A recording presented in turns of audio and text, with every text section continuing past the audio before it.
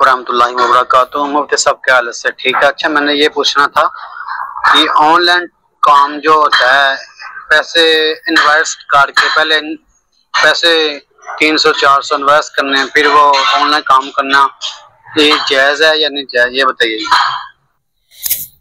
جی وعلیکم السلام ورحمۃ اللہ وبرکاتہ۔ آپ کا سوال ہے کہ آن لائن کام کرنا کیا یہ جائز ہے یا نہیں؟ 300-400 روپیہ انویسٹ کیا جاتا ہے۔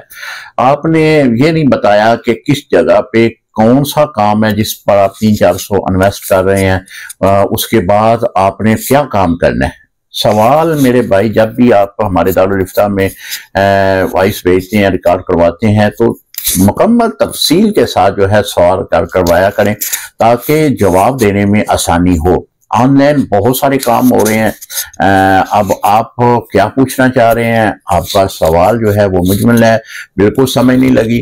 سوال کو دوبارہ آپ بھیجیں، انشاءاللہ میں جواب دیتا ہوں۔ السلام علیکم ورحمۃ اللہ وبرکاتہ۔